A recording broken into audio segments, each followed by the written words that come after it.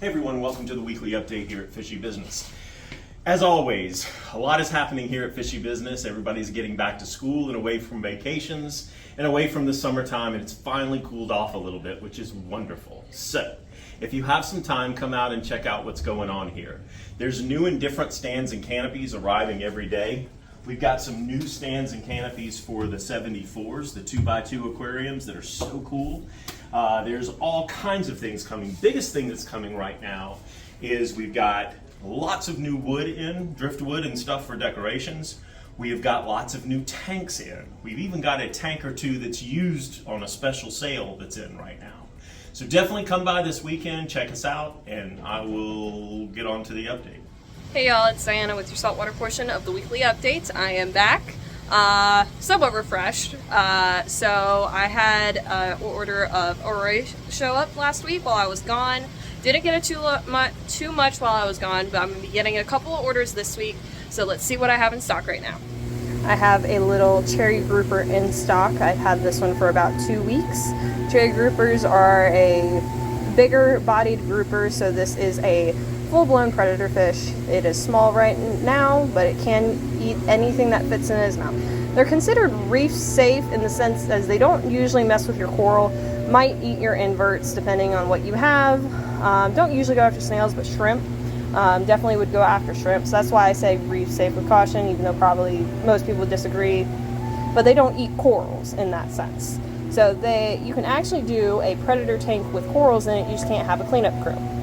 So this has a nice bright red color, which adds a beautiful pop of color to your tank. Another predator fish that I have in stock is going to be this checkerboard RASS.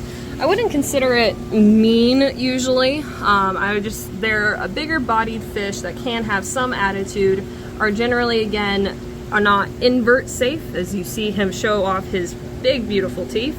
They're literally made to open up inverts just in general. This, I would say, isn't quite full grown, but it is definitely on the larger side that we see. They can get a little bit bigger, but as most things get bigger and older, they slow down on growing, but is absolutely stunning. So I'm going to keep on the theme of predator fish, and I have this Niger Trigger in stock. This is a smaller specimen. These can get well over a foot and are known to have a good bit of attitude.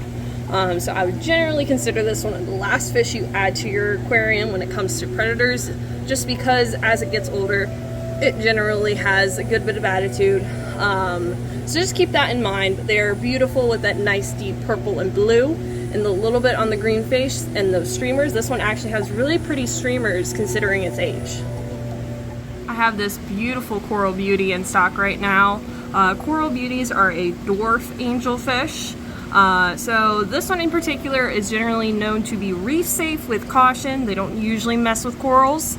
And they can actually stay in smaller tanks like biocubes and stuff like that, as they don't really get too terribly big. Oh my gosh, this glare.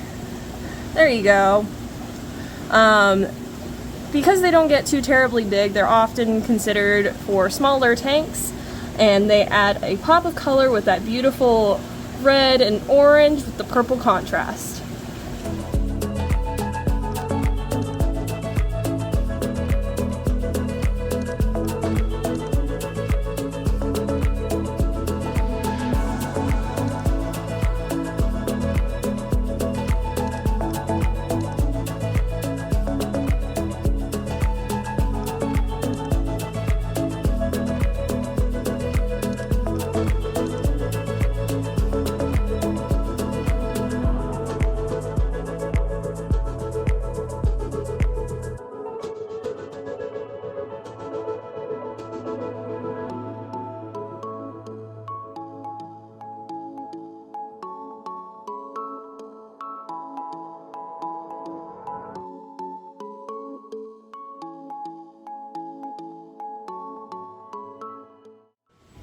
So, one thing that you definitely want to check out when you get here, it's the driftwood.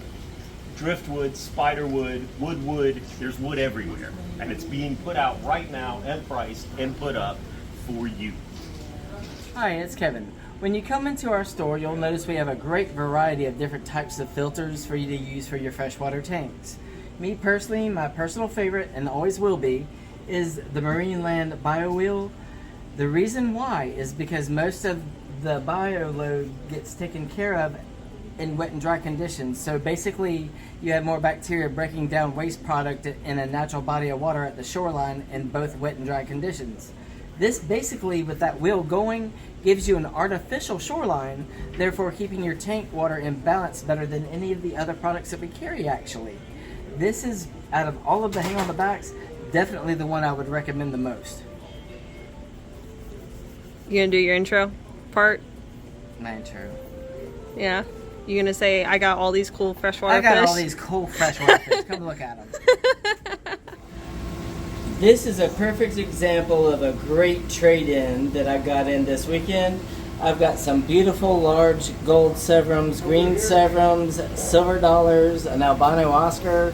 There's a chocolate cichlid in there.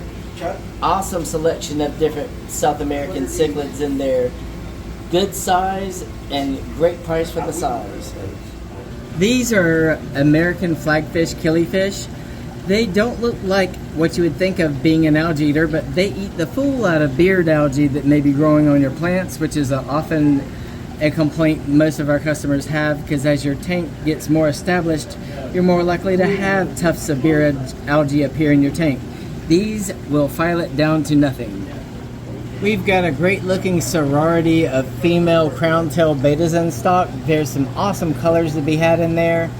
If you're going to do a sorority, I do recommend that you add at least 5 at one time and keep it densely planted.